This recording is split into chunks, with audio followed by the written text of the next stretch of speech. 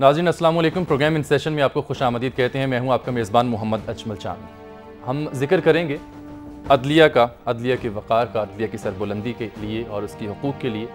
आपको याद होगा कि बेमिसाल और लाजवाल क़ुरबानियों के बाद अदलिया की बहाली जो है वो अमल में आई और हमने देखा उस सारी तहरीक में क्या कुछ हुआ, कितनी जानें कुर्बान करना पड़ी, कितने नजराने पेश करना पड़े और फिर जाके इस मुल्क को, इस वतन अज़ीज़ को आज़ाद अदलिया जो है वो नसीब हुई। ये वो अदलिया है, जब से ये अदलिया बहाल हुई तो आपने देखा कि पाकिस्तान के तमाम इदारों में जो भी अहम केसेस खुलकर सामने आए उस पर ना सिर्फ अदलिया ने एक्शन लिया, जो भी उसके सिलसिले में अपील गई उस पर अमल दरामद किया और उन केसेस को सुना गया।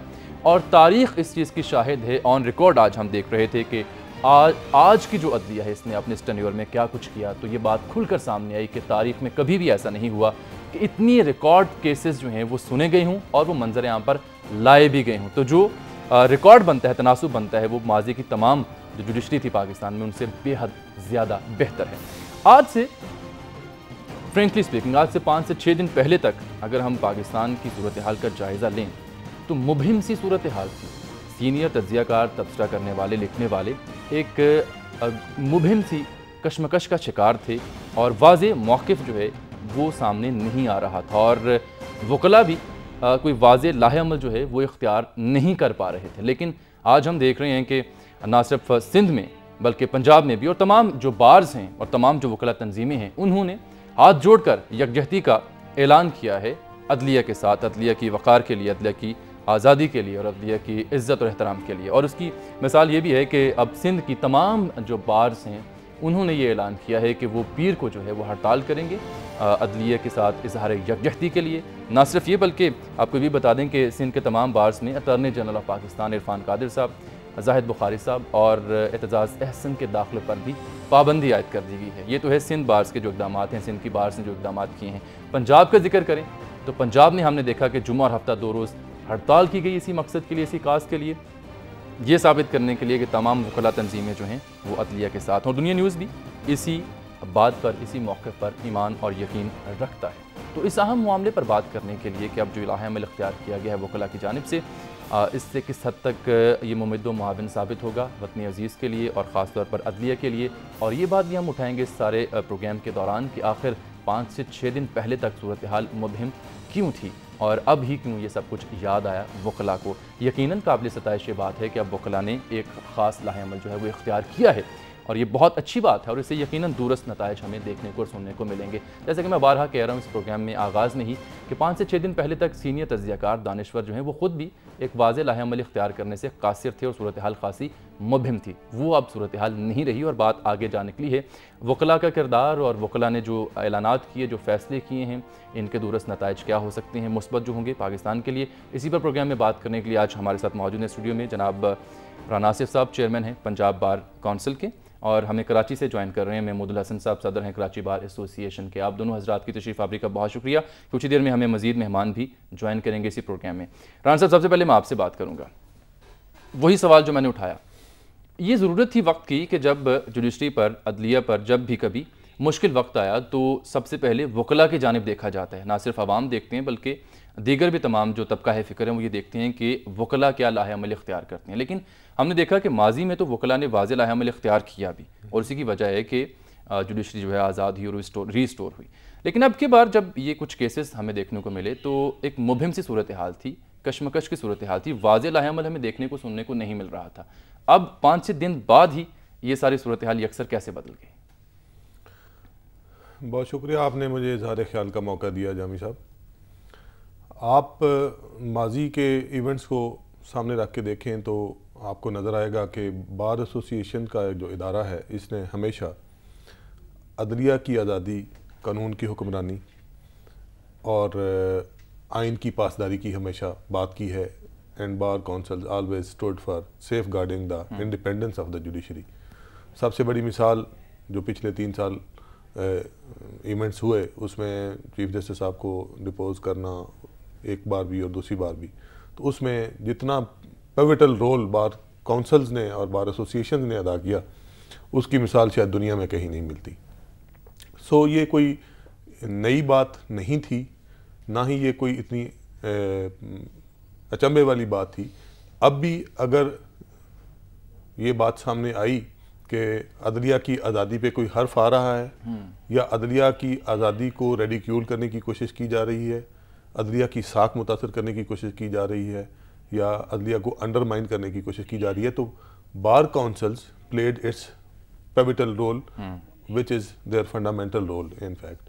तो इसमें आप देखें कि आपका ये कहना कि ये कदरे बाद में क्यों हुआ, उसका जवाब तो सिंपल ये है कि इतने तवातर से इवेंट्स हुए पिछले एक वीक में, तो उसमें स्ट्रेटजी इवॉल्व करने में बहरहाल टाइम लगता है।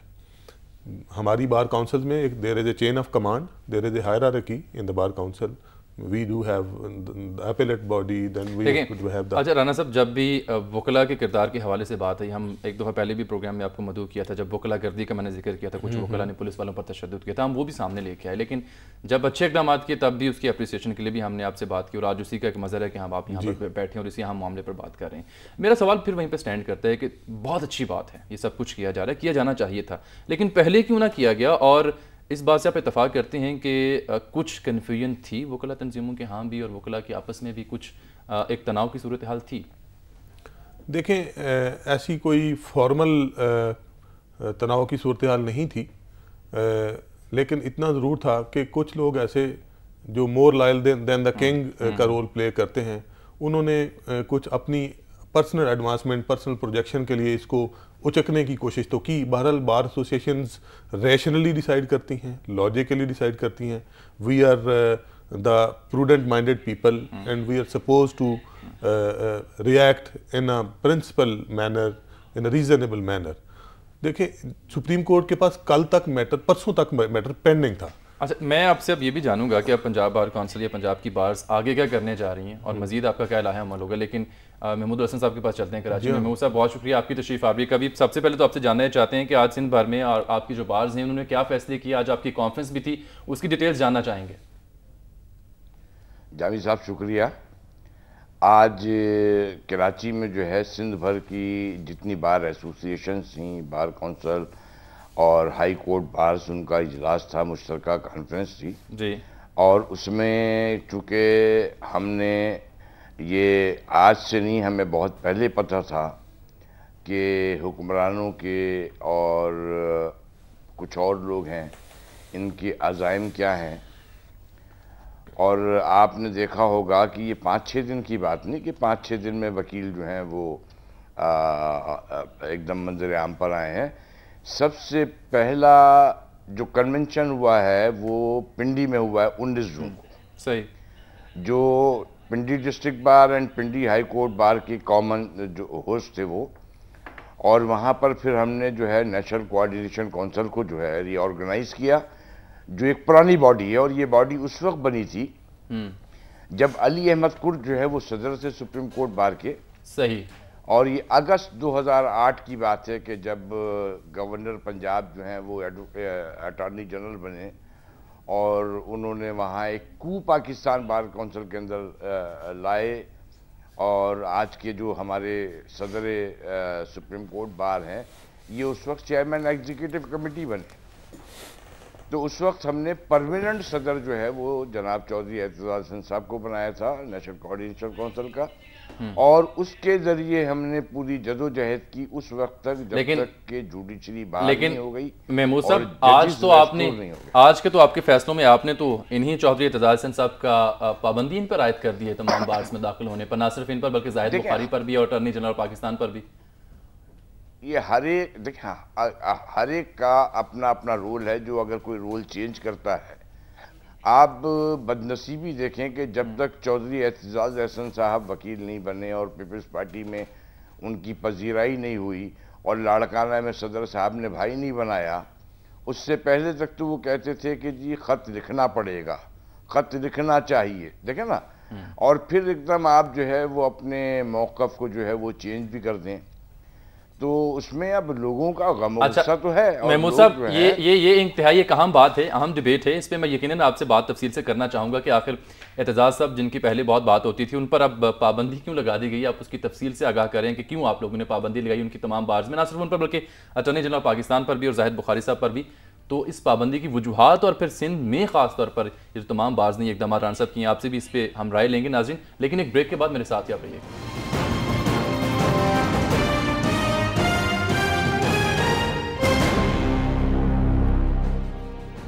नाज़रीन, प्रोग्राम इन सेशन में आपको एक बार फिर से खुशामदीद कहते हैं। ब्रेक से पहले महमूदुल हसन साहब ये बात बता रहे थे कि क्यों उन्होंने ना सिर्फ एतजाज़ हसन साहब, जाहिद बुखारी साहब, बल्कि जो अटॉर्नी जनरल ऑफ पाकिस्तान है उनके दाखिले पर भी पाबंदी आयद कर रखी है सिंध की तमाम बार्स में।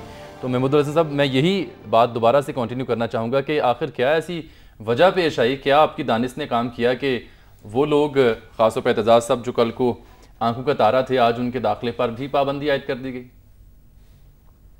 देखें, ये मेरी दानिश ने काम नहीं किया, मेरे जहन के किसी गोशे में नहीं था। मेरा मकसद था कि आप सब जो वकला हजरात, जो आपकी तंजीमें हैं, उनकी दानिश। मैं बता रहा हूँ कि हमें सब कुछ ये करना पड़ेगा, और यकीनन ये उन दोस्तों की आराई थी जिन्होंने उनको अपना लीडर बनाया था। आप ये देखेंगे थर्सडे को जब प्रोसीडिंग हो रही थी और हामिद खान साहब आर्ग्यू कर रहे थे अपना केस, उस रोज़ अटॉर्नी जनरल जो एतजाज़ साहब की पार्टी के अटॉर्नी जनरल हैं, उन्होंने खड़े होकर जिस अंदाज में जजिस को और कोर्ट को एब्यूज़ किया है और जो हरकतें उन्होंने की हैं, किसके ईमा पे, किसके इशारों पे, क्या एतजाज़ हसन का, ये लोगों का कहना था कि क्या एतजाज़ हसन का बहैसियत वकील उस अटॉर्नी जनरल को रोकना फ़र्ज़ नहीं था? क्या वो भी चाह रहे थे कि उनकी प्रेजेंस के अंदर जो है वो अदलिया की तजलील हो एक ऐसे चीफ जस्टिस को कि जो बहादुरी से जो है वो फैसले कर रहा हो, जो लोगों को इंसाफ पहुंचा रहा हो। उसके साथ जो कुछ हो रहा था सुप्रीम कोर्ट के अंदर, तो एतजाज़ साहब की जिम्मेदारी, लोग इस बात पे बहुत नाराज थे। अच्छा, लेकिन महमूद साहब, वो आज अटॉर्नी जनरल साहब का बयान आया था सामने, वो कहते हैं जी हमें मामले को बढ़ा चढ़ा कर पेश किया गया, ऐसा मैंने कुछ नहीं किया था। आज वो ये गलत कहते हैं, आई वाज देयर, ये गलत कहते हैं कि मैं वहाँ खुद मौजूद था और वहाँ पे और बहुत सारे लोग थे, मुख्तलिफ चैनल्स के लोग थे, मुख्तलिफ पोलिटिकल पार्टीज के लोग थे, वकला थे, और बल्कि चीफ जस्टिस साहब ने तो ये किया कि उन्होंने सिक्योरिटी को बुलाया अपनी, कि किसी मिसहैप से बचा जाए, वरना वहाँ वकील इतने गुस्से में थे, नाराज थे, नारेबाजी होने लगी थी। तो ये वो गलत कह रहे हैं कि अगर आदमी करे तो उसको फिर उसे ओन करना चाहिए और उसके लिए डटना चाहिए। और जहाँ तक बात जाहिद बुखारी की है, आप मुझे बताइए कि जिस वक्त रियाज मलिक बैठकर प्रेस कॉन्फ्रेंस में अदालत को, जजिस को रेडिक्यूल करता है, तज़हीक करता है, उनकी मजाक उड़ाता है, अदालत में जाता है तो अपना हल्फनामा देता है, वहाँ पर कुछ भी नहीं कहता है, वहाँ पर एतमाद का इजहार करता है, वहाँ पर जजिस की तारीफ करता है, वहाँ ये कहता है कि जी मुझे कोई रिलीफ नहीं मिला अदालत से जी और चीफ जस्टिस ऑफ पाकिस्तान से, और बाहर निकलकर in presence of mister Zahid Bukhari वो जो है वो प्रेस कॉन्फ्रेंस वो उठ के चले जाते वहाँ से। अगर उनकी कंसर्न नहीं शामिल थी, उनकी मंशा नहीं शामिल थी और उन्होंने एडवाइस नहीं किया था, उनकी एडवाइस पे नहीं था, तो उसके बराबर में जहां पर एक जुर्म हो रहा हो, जहां पर एक गुनाह हो रहा हो। जाहिद बुखारी साहब तो ये तावील पेश करते हैं कि जनाब मेरी इसमें मर्जी, मंशा या कंसल्टेंसी शामिल नहीं थी और मैं इस मामले में खिफत का इजहार भी किया है अपनी। देखें, अगर एक जगह कहीं बुराई हो रही होगी जामी साहब, तो आप वहां बैठे रहेंगे? अगर एक जगह चोरी डकैती हो रही है, क्या आप उनके साथ मिलकर जो है चोरी डकैती करेंगे, उनको कहेंगे लगे रहो अभी पुलिस नहीं आई है? नंबर 2, आज वो देखें, कोई वकील जो है अपने क्लाइंट का स्पोक्समैन नहीं होता है। आज वो स्पोक्समैन बने हुए थे रियाज मलिक साहब के।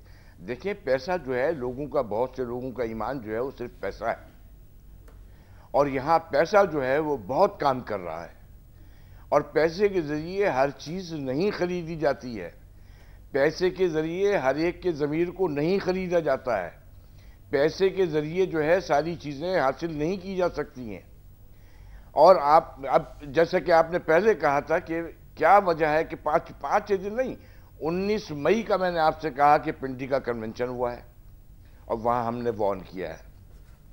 फिर 31 मई को मुल्तान में कन्वेंशन हुआ है नेशनल कोऑर्डिनेशन काउंसिल के आपने लिए। कहा 19 मई को कन्वेंशन हुआ, आपने वार्न किया, यानी कि आप लोग भी कुछ भांप रहे थे सूरत हाल को, कुछ आपको भी आइडिया हो रहा था कि क्या होने जा हमें रहा है? आज से नहीं, हम बहुत पहले से, और हम कहते रहे कि देखें जी, हम चाहते हैं कि इस मुल्क में सिविल गवर्नमेंट हो, इस मुल्क में सियासतदानों का हक है कि वो सियासत करें, इस मुल्क में सियासतदानों का फ़र्ज़ है कि लोगों को पे करें, इस मुल्क में जो है सियासतदानों का काम है कि गवर्नर्स जो है वो कायम करें, करप्शन की रोकथाम हो, चले दीगर महमूद चीज़ों की साहब, हो। आप मेरे साथ ही रहिएगा ना। मैंने पूछा था कि इन 3 हजरात के दाखिले पर पाबंदी क्यों आयद की गई, आपने उसकी वजाहत की कि क्या वजूहात आपकी नज़र में बनती हैं, आप क्योंकि नुमाइंदा हैं अपनी तंजीमों के। राना साहब, ये जो महमूद साहब ने वजूहात बयान की हैं, क्या आप इससे इत्तफाक करती हैं? और अगर करती हैं तो सिंध में तो ऐसा हो चुका, पंजाब में हमें ऐसा कुछ नहीं देखने को मिल रहा। महमूद साहब हमारी बार एसोसिएशंस के बड़े माने ताने हुए लीडर हैं। हमने मिलके अदलिया बहाली तहरीक में काफ़ी काम किया। महमूद साहब बड़े ही मंजे हुए लॉयर भी हैं। बार काउंसिल ऑफ सिंध ने जो किया है उनकी अपनी डोमेन है, उन्होंने अपने दानिश में और अपनी विजडम में जो किया वो उनका अपना प्रेरोगेटिव। आप देखें पंजाब बार काउंसिल ने, it is only Punjab bar council जिसने 2 दिन की सॉलिडेरिटी एक्सप्रेस करने के लिए 2 दिन की स्ट्राइक की। इट वाज स्ट्राइक यस्टरडे जो मैं एक और हफ्ते हुआ today as well. As far as के एतजाज साहब के दाखिले पे पाबंदी है या जाहिद बुहारी साहब के दाखिले पे पाबंदी है, बार काउंसिल में ये सारी चीज़ें डेलिब्रेशन में आईं और इन सब को कंसीडर किया गया, लेकिन इस नतीजे पे एज सच अभी नहीं आप नहीं पहुंचे। वही तो मैंने जिक्र किया था ना। बट एक चीज़ है, वो ये है कि including attorney general whosoever it may be, अदालत को रेडिक्यूल करे, डिसरिस्पेक्टफुल एटीट्यूड अदालत में एक्सप्रेस करे, डिफेंस करे, एक्सप्लॉयटेशन करे, या वहां पे स्कैंडलाइजेशन का कोई एलिमेंट तो हो, वाकई किसी सूरत काबिल कबूल वो नहीं किसी है, नहीं सूरत होना हम चाहिए। मैं उसको appreciate अटॉर्नी नहीं जनरल की कर बात सकते। कर लेते हैं, जिनका महमूद साहब से मैंने बात की थी। उन्होंने जो जुमेरात के रोज जो रवैया वहां पर अपनाया, आज उन्होंने तरदीद करें कि खाम मामले कुछ हाल है। महमूद साहब कह रहे हैं मैं खुद भी वहां पर था और देखा सब कुछ उन्होंने जो किया। नहीं, यकीनन महमूद साहब होंगे वहाँ पे, दुरुस्त कह रहे हैं। तो ऑफ कोर्स उसी फियर, उसी तकलीफ को महसूस करते हुए, उस सारी सिचुएशन को महसूस करते हुए, और हम इस पे रुके नहीं हैं। आप देखें जैसे महमूद साहब भी कह रहे थे कि इन्होंने नेशनल एक्शन कमेटी जो है या नेशनल कोऑर्डिनेशन काउंसिल है उसको रीस्ट्रक्चरिंग उसकी हुई है। इनफैक्ट ये इतने तसलसल से ये वाक़यात कुछ रूनुमा हुए पिछले एक वीक में, कंजेक्टिवली हुए, उस पर हमने भी अपनी पॉलिसी इवॉल्व करने में कुछ अकॉर्डिंगली फौरी कोशिश की है। साइमल्टेनियसली कल यहाँ पे Pakistan bar council specifically my question still stands there. Irfan Qadir साहब, अटॉर्नी जनरल ऑफ पाकिस्तान, जुमेरात को जो उनका बिहेवियर था अदालत में, जो बता रहे हैं महमूद साहब भी कि वहाँ एतजाज साहब भी मौजूद थे, उस पर being a representative of Punjab bar क्या कहेंगे आप? Being the president, not appreciatable and it is unlike a conduct of a senior lawyer, of an ordinary lawyer, and it cannot be appreciated, rather it is condemnable. साथ ही रहेगा मेरे आप, इस पे मजीद हम बात करेंगे। महमूद साहब आप भी मेरे साथ ही रहेगा, इस पर गुफ्तगू का सिलसिला आगे बढ़ाएंगे, लेकिन नाज़रीन एक ब्रेक के बाद।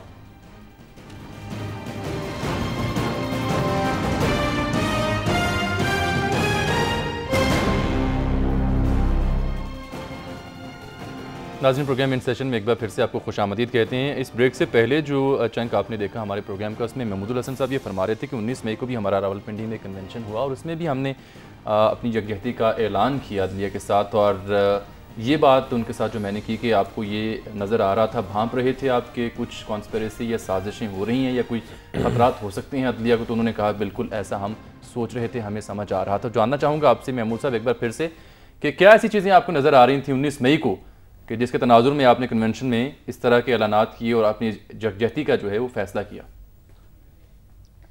देखें, बुनियादी चीज़ तो ये है कि आप देखें कि किस तरीके से अदालतों की तस्दीक हो रही थी, अदालतों के फैसलों पे अमल दरामद नहीं हो रहा था, और ये तो और पहले होना था।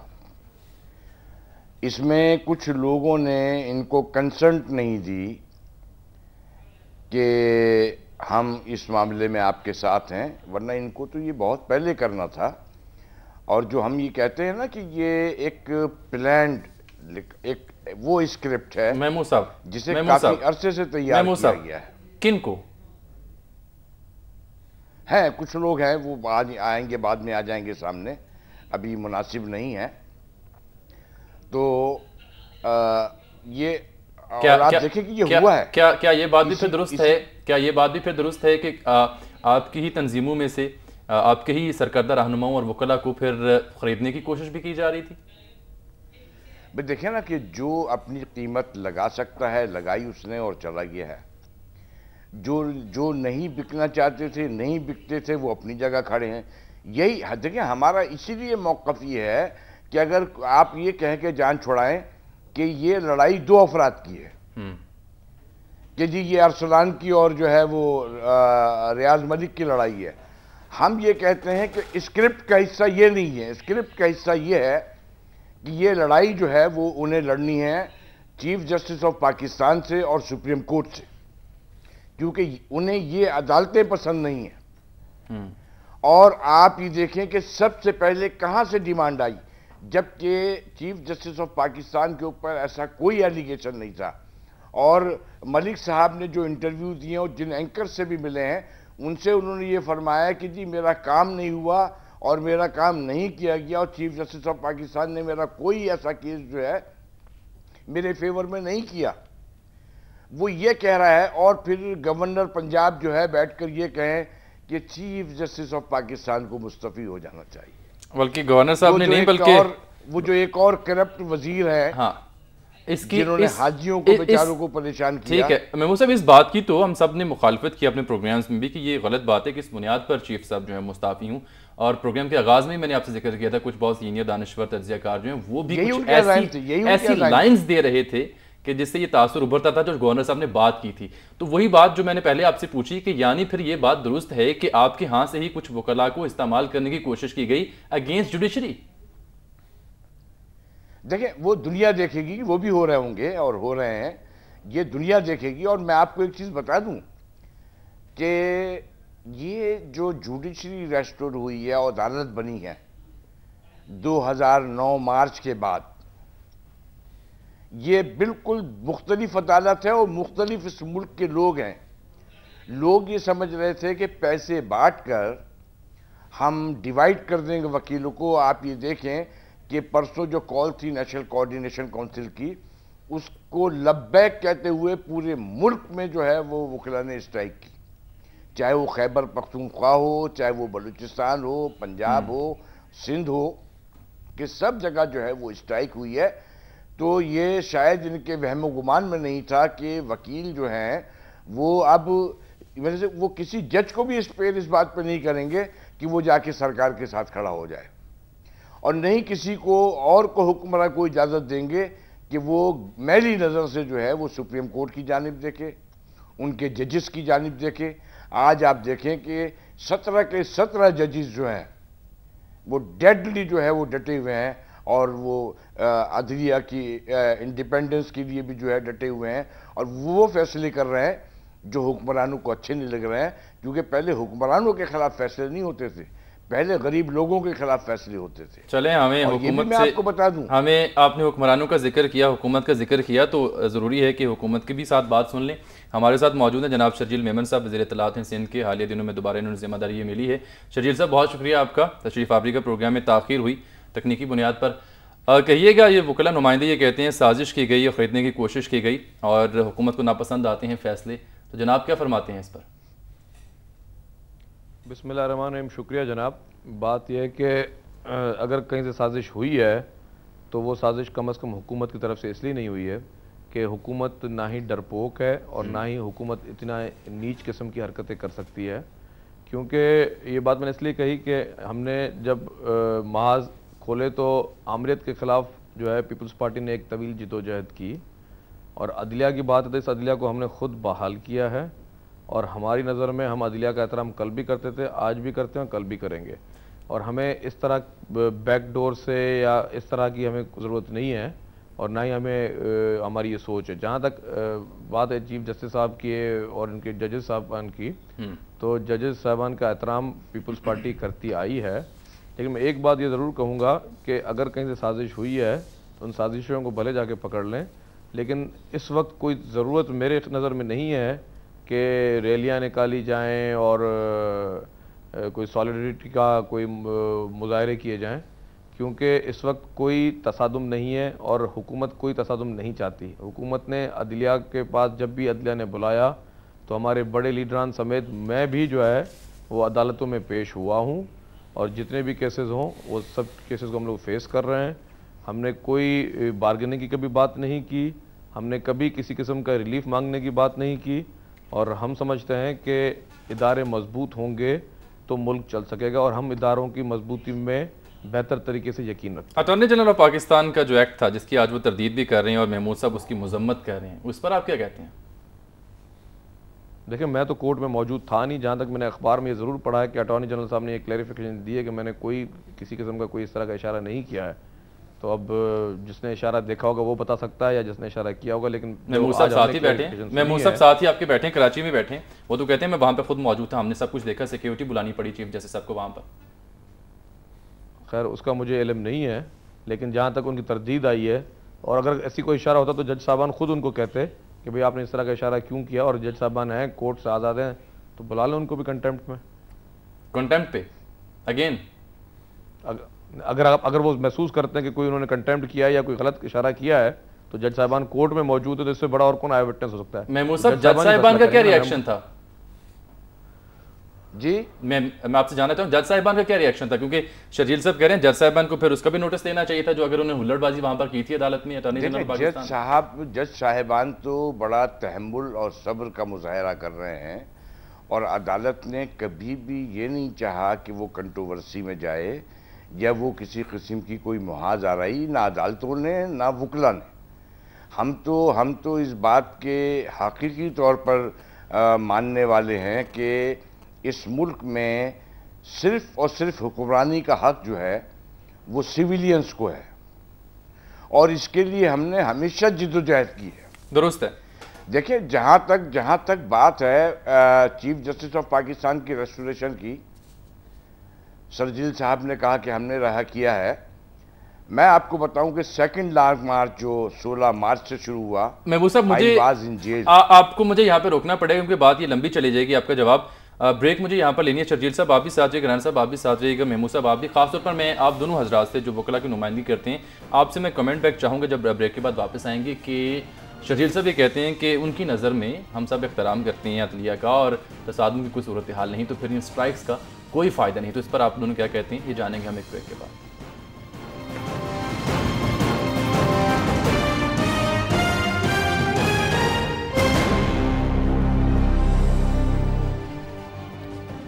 प्रोग्राम में एक बार फिर से आपको खुशामदीद कहते हैं। वज़ीर इत्तलात सिंध ये कहते हैं तसादुम की कोई सूरत नहीं है, हम इदारों का एहतराम करते हैं बशमूल अदलिया, तो इसलिए वकला तंजीमों को स्ट्राइक्स की कोई ज़रूरत नहीं। महमूद हसन साहब देखें, अब मैं शर्जील साहब जो हैं अच्छे आदमी हैं और सारी चीज़ें हैं।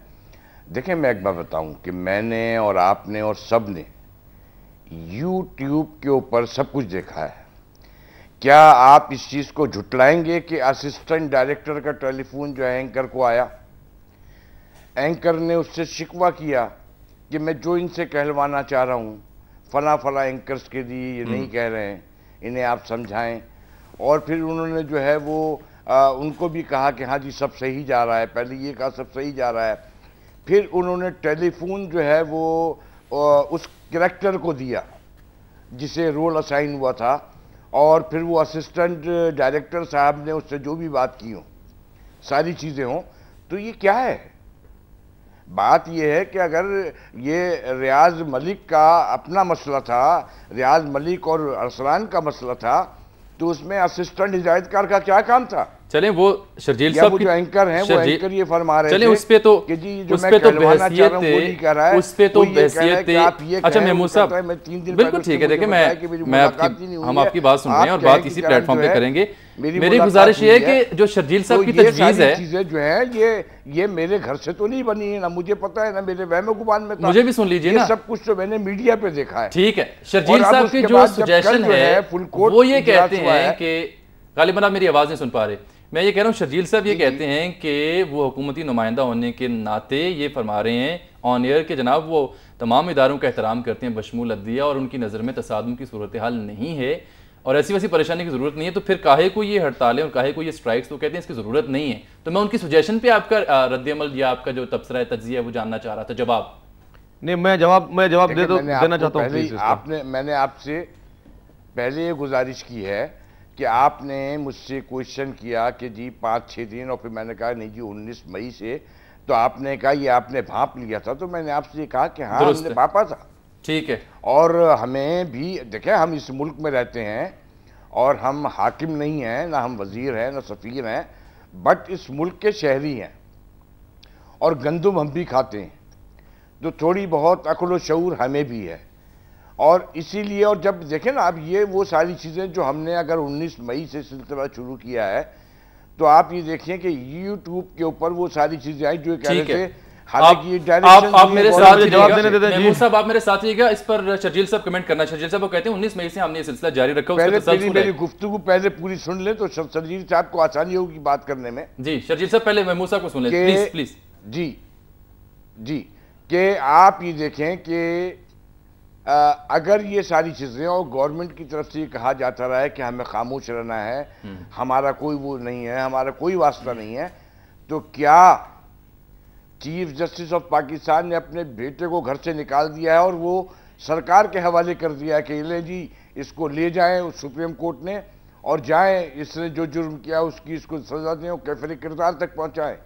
क्या वो आज अब्दुल कादिर गिलानी को प्राइम मिनिस्टर ने अपने घर से निकाल दिया है कि तुम ये क्या कर रहे हो कि जी हमने तो ये कहा है पूरी दुनिया के अंदर कि हमारा इससे कोई वास्ता नहीं है? दुरुस्त। आप ये देखें ना कि दोहरा मियार और दोहरी बातें नहीं होनी चाहिए। चले अब जरा, चूंकि प्रोग्राम का आखिरी हिस्सा है जो है वो ये है। चले शर्जील साहब को भी शामिल कर लेते हैं, उस पर कमेंट करना। शर्जील साहब। जी जी जी जी देखिए, मैं तफसीली जवाब दूंगा, अब प्लीज़ सुनिएगा। पहली बात ये कि जिस तरह महमूद साहब जो हैं वो मोहतरम फरमा रहे हैं कि हुकूमत ने, कि किसी ने शख्स ने फ़ोन किया या हुकूमत का कोई दबाव था, मैं एक बात तो महमूद साहब को क्लियर कर दूं कि शुक्र करें कि पीपल्स पार्टी जो है उसकी क़यादत ने बिल्कुल ये कहा कि इस मैटर में किसी को नहीं पढ़ना और हमारा इससे कोई वास्ता नहीं है और हमें इसमें बिल्कुल भी इम्पार्शल रहना और कुछ नहीं करना। मैं आपको बताऊं, इस केस पे मैं इसीलिए मज़ीद गुफ्तगू नहीं कर सकता क्योंकि मैं अपनी पार्टी का पाबंद हूँ, वरना इन चीज़ों पे मैं कोई 1000 दलाइल दे सकता हूँ। और मैं उन चीज़ों पे मैं खैर नहीं, सुन लीजिए, मैं उन दलालों में नहीं जाना चाह रहा। दूसरी बात, उन्होंने एंकर्स की और यूट्यूब की और शो की बात की। देखें, बात सुने, क्या हुआ कि लोगों के फ़ोन आए। अगर महमूद साहब रूटीन में कोई पॉलिटिशियन होते और अगर रूटीन में टॉक शोज देखते तो हर टॉक शो में हम लोग, मतलब मेरे ख्याल से मैंने कोई सैकड़ों मैंने टॉक शोज मैंने खुद किए हैं। हर टॉक शो में ब्रेक में गुफ्तगू होती रहती हैं। हर टॉक शो में इस तरह एंकर्स को फ़ोन आते रहते हैं कि यार इससे फलाना सवाल पूछो, उससे फलाना सवाल पूछो, SMS आते रहते हैं। ये कोई नई बात नहीं थी। हाँ, हो सकता है कि पब्लिक के लिए मैं मानता हूँ कि ये एक नई और शॉकिंग खबर होगी, लेकिन जो लोग टॉक शोज करते हैं, मेरे सामने पाकिस्तान की किसी भी पार्टी का कोई भी लीडर बिठा दे जो कि रूटीन में टॉक शोज में जाता हो, अगर मुझे वो हल्फिया कह दे कि टॉक शोज के ब्रेक में इसी तरह की गुफ्तगू नहीं होती और इसी तरह के SMS नहीं आते। हमने 10 दफा जो है, हमारा अगर पार्टी का कोई कुलीग बैठा होता है, हम बीच में उसको लाइन दे रहे होते हैं कि यार फलाने ने आपको ये बात बोली, आपसे ये सवाल पूछो। फिर हम ठीक शिकवा करते हैं ना, चोरी तो हमारे घर में हुई ना, हमारा जो मटेरियल था, हमारी जो वीडियो थी वो निकाली गई, चोरी तो हमारी हुई। कॉन्स्पिरेसी फिर हमारे मैं बताऊं आपको, वो तो एक अनएथिकल चीज थी। नहीं, मेरी बात सुनिए जी प्लीज, अब मुझे कंप्लीट करने दें क्योंकि मैं एक तो लेट आया हूं प्रोग्राम में और बिल्कुल आप आखिरी टाइम चल रहा है। बात बिल्कुल अनएथिकल चीज है। जिस भी कैमरामैन ने या जिसने भी प्लांट करके उसको मूवी को निकाला है बाहर या क्या, देखिए मैं कहता हूं कि 90% टॉक शोज में जो है वो इस तरह की गुफ्तगुएं होती हैं। 90% हमसे जब एंकर को इंटरव्यू ले रहा होता है तो वो बताता है कि सर अब आपसे मैं ये सवाल पूछूंगा। आप किसी भी डिग्निटरी का कोई इंटरव्यू ले रहे होते हैं 1-on-1, तो आप बोलते सर अब मैं आपका ये सवाल पूछूंगा, अपना जवाब आप तैयार कर ले। इस तरह की बातें हर टॉक शो में होती हैं ब्रेक्स में। एक चैनल को इस तरह जो टारगेट करना मेरे ख्याल से बुरी बात है। और मैं एक और बात कहूंगा कि जितने भले आप हम पे कुछ आप कीचड़ उछालते रहते हैं मीडिया वाले, एंकर, सबसे, हम पॉलिटिशियन हम कहते हैं हमें बर्दाश्त का अल्लाह ने मादा दिया और हम उस तनकीद को भी अपने लिए समझते हैं कि शायद यही इसमें कोई बेहतरी होगी। लेकिन एक बात मैं कहता हूं कि मीडिया के दोस्तों को अपील करता हूं कि इस तरह की चीज़ों में उलझ के एक दूसरे पे कीचड़ ना फेंकें, क्योंकि इस तरह की चीज़ें रूटीन का हिस्सा है और हर एंकर को पता होता है कि ये इस तरह रूटीन में ये चीज़ें सब होती हैं, इसमें कोई नई चीज़ नहीं है। मैं किसी की तफसीलात नहीं जानना चाहता, ना ही मेरा किसी रिश्तेदारी है, ना ही मैं किसी को नाराज़ करना चाहता हूँ, लेकिन सब भाई हैं, जितने भी एंकर्स हैं, मीडिया ग्रुप्स हैं, उनके मालकान हैं, आपस में मेहरबानी करके इन झगड़ों में ना पड़े, क्योंकि ये अच्छी चीज़ नहीं जाएगी। क्योंकि आवाम की कुछ उम्मीदें आप में भी हैं और आवाम ये समझते हैं कि यार हमारे एंकर्स जो वहाँ बैठे हुए हैं वो शायद हमारी आवाज़ उठा रहे हैं वहाँ पे। तो इस तरह के झगड़े से, क्लैश से किसी को कोई फायदा नहीं है। बाकी ये रूटीन की चीज़ जिस तरह इसको एक्सप्लॉइट किया गया है, मैं समझता हूं कि सबसे बड़ा कसूरवार तो वो है जिसने ये इस मूवी को लीक किया है, और फिर वाकई आवाम को जो कि टॉक शोज में डायरेक्टली नहीं बैठती उनके लिए एक नई चीज़ है, लेकिन इस चीज़ को उछालना नहीं चाहिए। जी बहुत शुक्रिया, आपने इस बारे में तफसीली जो अपना मौक़िफ़ बयान किया और यकीनन हम भी इसी बात पे यकीन रखते हैं और जो इक़दाम हमारी मैनेजमेंट ने उठाए सारी सूरत हाल के बाद, वो मैंने कल के प्रोग्राम में तफसीली उनका जिक्र भी किया था। अगर आपने कल का प्रोग्राम देखा हो हमारे नाज़रीन ने। महमूद साहब, मुझे आपकी जानिब आने से पहले राना साहब को भी शामिल करना है, हमारे साथ बैठें। मुख्तसर बात जो हमारा टॉपिक असल था कि अब इस सारी सूरत हाल के बाद जो वकला का लाहे अमल है वो हमने बयान किया, आपका मौक़िफ़ सुना। वेरी ब्रीफली मुझे ये बता दीजिएगा बिफोर क्लोजिंग द प्रोग्राम कि अब आने वाले दिनों में आपका क्या लाहे अमल है यहाँ पर पंजाब में? देखें जी, सुप्रीम कोर्ट ने जो सो मोटो प्रोसीडिंग्स थी जामी साहब, उनको बड़े राइटफुल डायरेक्शन में डिस्पोज ऑफ कर दिया है और मैं समझता हूँ बड़ी कमेंडेबल वो जजमेंट है, जिसके ज़रिए से उसमें जो एडवर्सरीज थे उनका इशू जो है that has been left with the government, कि गवर्नमेंट अटॉर्नी जनरल के सपोर्ट कर दिया गया है। तो उसको हम सो फार बार काउंसिल उसको अप्रिशिएट करती है और बड़ी कदर की निगाह से देखती है। That is really appreciable, commendable. और आगे का लाहे अमल यह है कि हमारी एक चेन ऑफ कमांड है, हमारा एक we have a system in place. Pakistan bar council and the supreme court bar association, these are the statutory bodies and we do have the mechanism to take the decisions.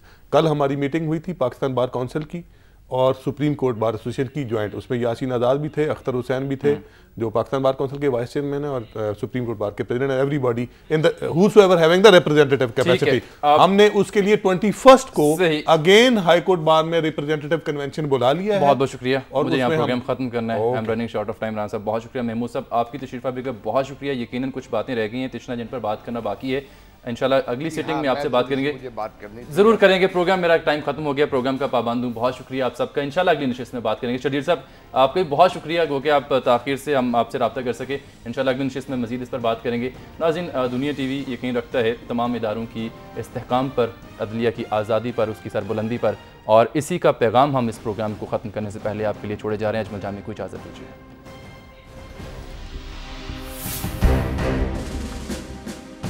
इस सरजमीन पर अमन की बका के लिए, मुल्क की तरक्की के लिए, हक की सरबुलंदी के लिए, सच की आवाज के लिए इंसाफ लाजमी है। इंसाफ पहुंचाने वाले हर शख्स और हर इदारे के साथ सारी दुनिया है।